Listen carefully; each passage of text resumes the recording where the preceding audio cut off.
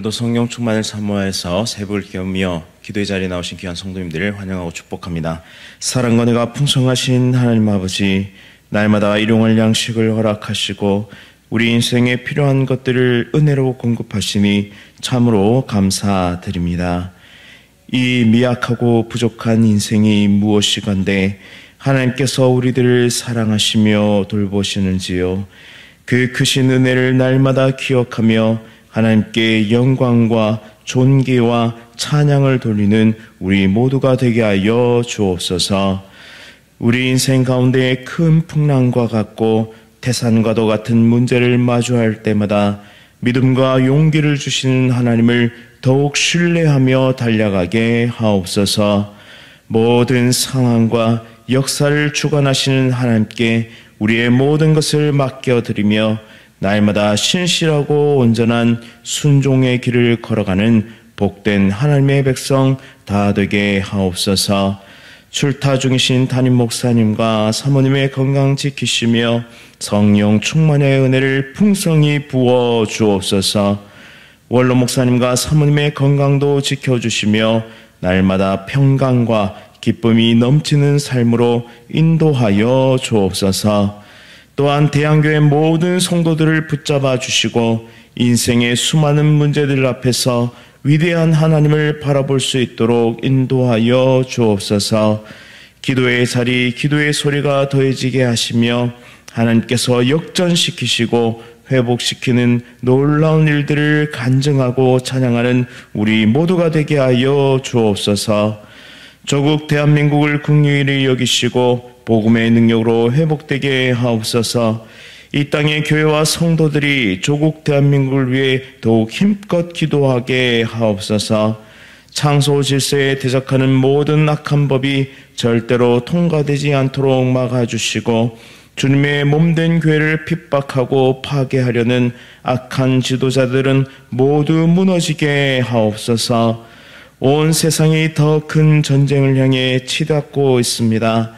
하나님의 강권적인 역사로 전쟁이 그치고 평화와 자유가 임하게 하옵소서. 더 이상 서로를 죽이며 탐욕과 욕망으로 생명을 빼앗는 일이 없도록 평화를 내려 주옵소서. 오늘도 선교 사명 감당하시는 귀한 선교사님들의 삶을 지켜주시고 필요한 모든 것들을 공급하여 주옵소서. 군복무 중인 주의 자녀들, 해외와 타지에 나가 있는 주의 자녀들 눈동자와 같이 안전하게 지켜 보호하여 주옵소서. 천사찬대의 찬양을 기쁘게 받으시며 모든 대원들의 삶에 풍성한 복을 내려 주옵소서. 예수 그리스도의 이름으로 간절히 기도드립니다. 아멘. 오늘 하나님께서 우리에게 주시는 말씀은 전도서 8장 1절부터 8절까지의 말씀입니다.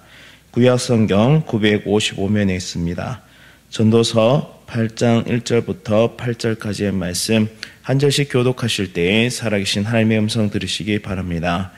누가 지혜자와 같으며 누가 사물의 이치를 아는 자이냐. 사람의 지혜는 그의 얼굴에 광채가 나게 하나니 그의 얼굴에 사나운 것이 변하느니라. 내가 권하노라. 왕의 명령을 지키라. 이미 하나님을 가리켜 맹세하였음이니라. 왕 앞에서 물러가기를 급하게 하지 말며 악한 것을 일삼지 말라. 왕은 자기가 하고자 하는 것을 다 행함이니라. 왕의 말은 권능이 있나니 누가 그에게 이르기를 왕께서 무엇을 하시나이까 할 수 있으랴. 명령을 지키는 자는 불행을 알지 못하리라. 지혜자의 마음은 때와 판단을 분별하나니 무슨 일이든지 때와 판단이 있으므로 사람에게 임하는 화가 심함이니라. 사람이 장래일을 알지 못하나니 장래일을 가르칠 자가 누구냐. 바람을 주장하여 바람을 움직이게 할 사람도 없고 죽는 날을 주장할 사람도 없으며 전쟁할 때에 모멸할 사람도 없으니 악이 그의 주민들을 건져낼 수 없느니라. 아멘. 하나님의 주권과 인간 지혜의 한계, 하나님의 주권과 인간 지혜의 한계라는 제목으로 말씀을 선포하도록 하겠습니다. 오늘 우리는 전도서 8장 1절 8절의 말씀을 통해서 지혜와 권세 그리고 하나님의 주권에 대해서 깊이 묵상하려고 하는데요. 인간의 지혜는 얼마나 유한한지, 또 권세를 어떻게 이해해야 하는지, 또 우리의 생사화복을 주관하시는 이가 누구신지를 오늘 말씀은 잘 나타내고 있습니다. 전도서는 솔로몬이 지혜의 왕으로서 살아가며 인생의 무수한 면모를 탐구한 책이기도 하는데요. 그가 이 세상을 바라볼 때 인간의 지혜와 권세는 하나님 없이는 헛되다라는 사실을 발견하게 됩니다. 그리고 하나님의 주권을 인정할 때에 비로소 그 인생이 밝고 아름답게 나아갈 수 있음을 우리에게 지혜로 들려주고 있습니다. 1절 말씀 보시면 누가 지혜자와 같으며 누가 사물의 이치를 아는 자이냐라고 말씀합니다. 여기서 이치, 페쉐르는 사물을 움직이는 원리 혹은 그 원리에 대한 해석이나 설명을 뜻하는데요. 사람들이 동일한 상황과 사건을 보면서 각양의 해석과 반응을 내는 것을 우리는 볼 수 있습니다. 그 이유는 무엇일까요? 그것은 바로 사건과 그리고 그 사건을 바라보는 이 해석의 차이에 있기 때문입니다. 따라서 지혜로운 자는 올바른 해석을 통해서 이 어려운 상황을 잘 타개해 나가며 모든 사람을 구원하기도 하고 또한 모든 사람의 삶을 윤택하게 만들기도 합니다. 하지만 동일한 상황을 보면서 이 지혜롭지 못한 자는 엉뚱한 길로 향하게 되고 그 자신뿐만 아니라 다른 사람도 곤란에 처하게 만든다라는 사실입니다.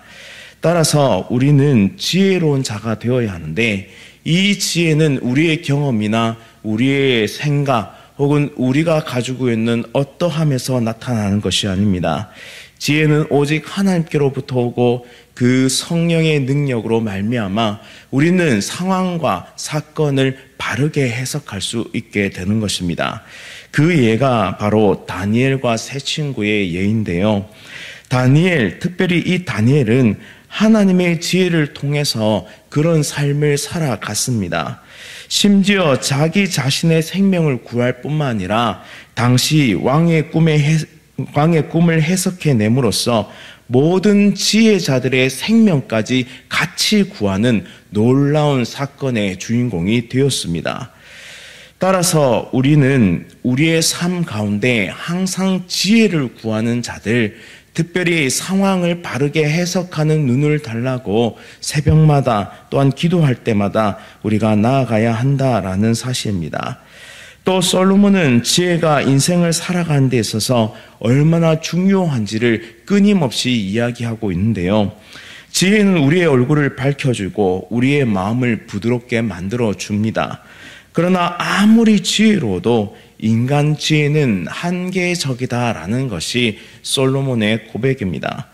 우리는 모든 것을 알 수도 없고 미래를 예측할 수도 없으며 결국 하나님의 지혜 없이는 인생을 올바로 살아갈 수 없다라는 것이 바로 전도서의 결론이죠.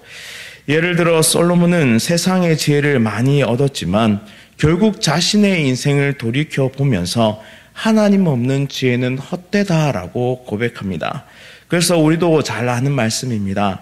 헛되고 헛되며 모든 것이 헛되도다라는 이 고백이야말로 인간의 지혜로는 만족할 수 없다라는 가르침을 우리에게 주고 있는 것이죠. 따라서 오늘날 우리는 많은 지식을 얻고 그리고 세상의 성공을 쫓고 있습니다. 또한 과거에 비해서 우리는 너무나 많은 정보의 홍수 속에 살고 있습니다. 조금만 노력하고 조금만 나아가면 우리는 우리가 원하는 정보에 접근할 수 있는 그런 시대를 살고 있죠. 이런 시대에 우리에게 더욱 필요한 것은 그 지혜를 올바르게 해석할 수 있는 능력이다라고 할 수 있습니다.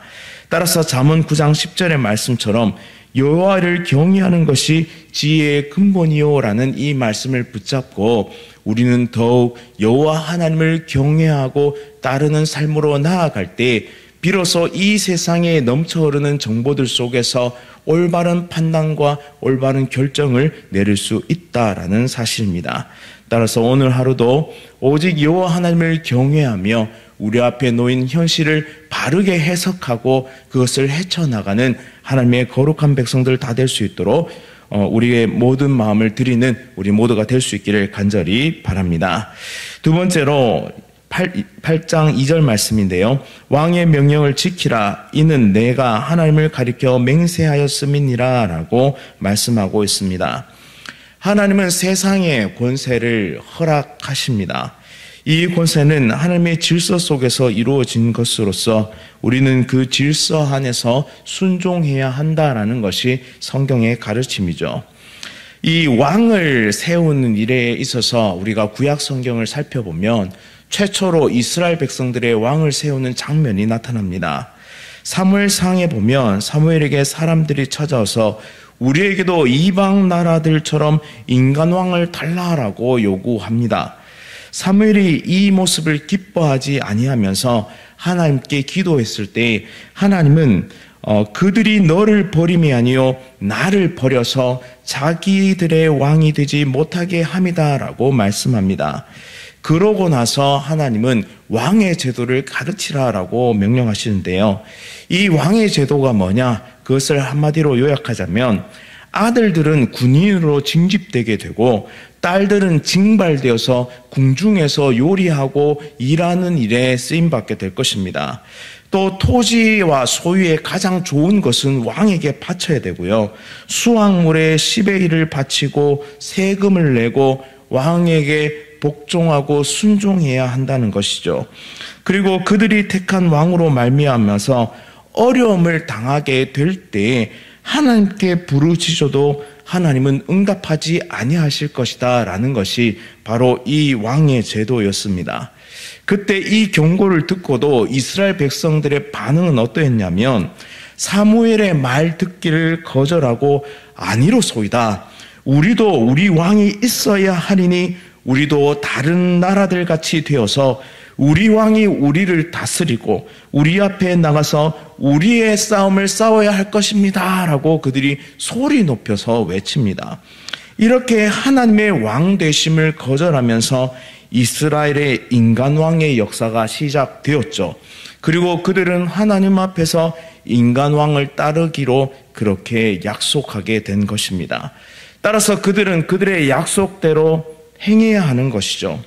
또 로마서 13장 1절부터 2절에서도 권세는 하나님으로부터 나지 않은 것이 없다고 말씀하고 있습니다.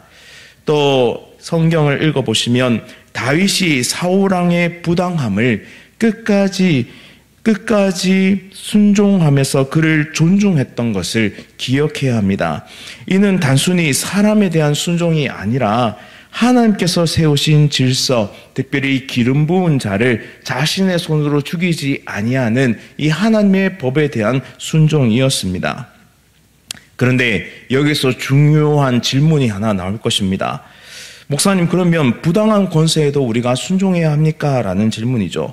히틀러와 같이 완벽히 명백히 악한 지도자가 악한 것을 우리에게 요구할 때 우리는 순종해야 합니까? 라는 질문이 나올 수 있습니다.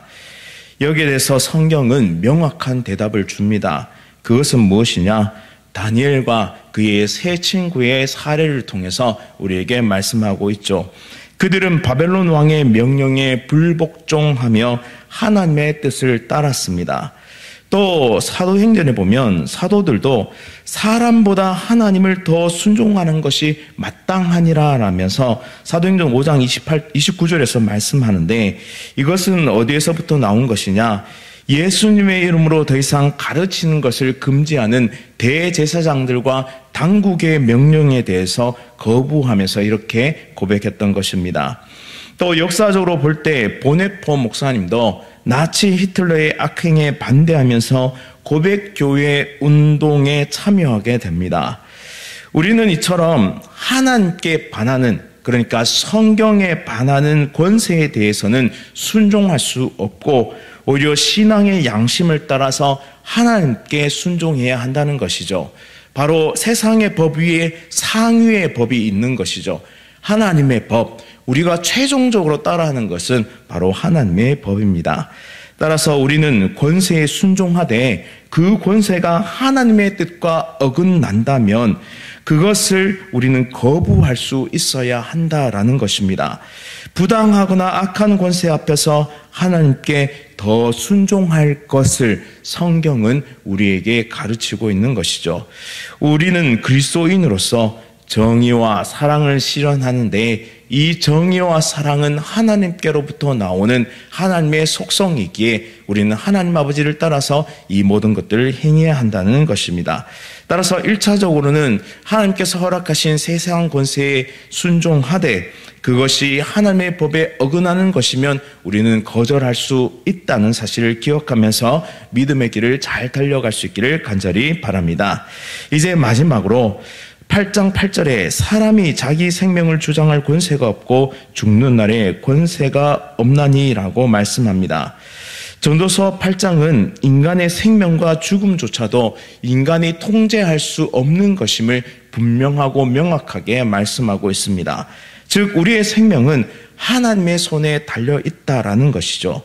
우리는 그분의 주권 아래에 있다라는 사실입니다. 죽음의 날을 피할 수 있는 사람은 아무도 없습니다. 이 땅에서 우리는 생명의 한계를 경험하지만 그 한계 속에서 하나님의 뜻이 이루어져 가고 있다라는 사실입니다. 욥을 한번 생각해 볼 텐데요. 그는 고난 중에서 자신의 생명의 한계를 인정하면서 하나님의 주권에 대해서 이렇게 고백합니다. 여호와께서 주신 자도 여호와시요 거두신 자도 여호와이시니라고 욥은 고백합니다. 이는 여호와 하나님에 대한 절대적인 주권에 대해서 신뢰했음을 보여주는 대목이죠. 아무리 때와 방법을 분별한 만큼 인생이 지어진다 할지라도 사람은 반드시 한 번 죽는다는 이 명제 앞에서 피해갈 사람은 아무도 없다라는 사실입니다. 아무리 좋은 것을 먹고 아무리 생명 연장의 꿈을 꾼다 할지라도 인생은 반드시 한번 죽게 되고 하나님의 심판대 앞에 서게 된다는 것입니다. 또 자기 생명을 원하는 만큼 연장할 수도 없고 전쟁에서 안전을 보장할 수도 없습니다. 어떤 이데올로기나 어떤 정당이나 어떤 지도자도 우리가 바라는 진정한 참 자유와 평안을 줄 수 없다라는 것이 바로 성경을 통해 우리가 알 수 있는 진리다라는 것이죠. 따라서 우리는 항상 만군의 여호와 만왕의 왕이신 하나님을 따르며 이 생명과 진리의 길을 달려갈 수 있기를 원합니다. 하나님만이 우리를 가장 좋은 길로, 가장 완전한 길로, 완전한 생명과 영생의 길로 인도하심을 믿으며 오늘 하루도 승리하는 거룩한 주의 백성들 다 되시기를 간절히 바랍니다. 우리 말씀을 기억하면서 함께 기도하겠습니다. 사랑과 은혜가 풍성하신 하나님 아버지, 우리의 삶의 모든 것을 하나님께 맡기며 믿음의 길을 달려가는 은혜의 백성 되게 하여 주옵소서. 나는 부활이요 생명이니 나를 믿는 자는 죽어도 살겠고 라고 말씀하셨던 예수 그리스도의 말씀을 따르며 영원한 소망이 하나님께 있음을 믿음으로 오늘 하루도 승리하는 거룩한 주의 백성들 될 수 있도록 하나님 함께하여 주옵소서. 지혜와 권세와 생명의 주권이 오직 하나님께 있음을 깨닫게 하시고 우리의 지혜가 부족할 때마다 하나님께 지혜를 구하게 하시며 인생의 모든 문제 앞에서 올바른 판단과 올바른 해석과 올바른 길을 걸어가는 우리 모두가 될 수 있도록 은혜 베풀어 주옵소서. 우리의 생명을 중환하시는 하나님 앞에서 우리의 모든 것을 내어놓습니다. 하나님, 태산과 같은 문제 앞에서도 풍랑과 같은 어려움 앞에서도 믿음을 잃지 않게 하시고 신실한 하나님의 백성으로 온전한 걸음을 옮기는 우리 모두가 될 수 있도록 하나님 함께하여 주옵소서.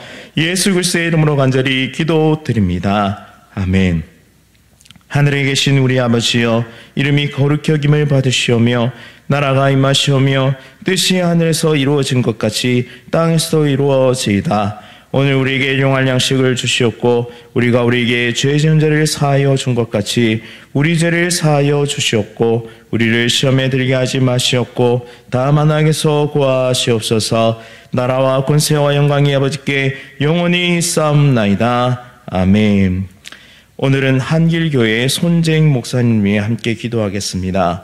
청소년부가 더 많아지며 청년부가 더욱 활성화될 수 있도록 50대 이상 성도가 더 늘어날 수 있도록 좁은 예배당으로 인해 예배 장소에 대한 고민이 해결될 수 있도록 우리 한길교회 손재익 목사님을 위해 청소년부와 청년부의 부흥을 위해 또 성도들의 부흥을 위해 또 예배당 확충을 위해 함께 기도하겠습니다. 또한 출타 중이신 목사님을 위해서 또한 암과 여러 가지 질병으로 치료 중이신 성도의 회복을 위해서 또한 개인적인 기도를 위해서 기도 제목을 위해서 함께 기도하며 나가겠습니다. 오늘 하루도 성령 충만으로 승리하십시오.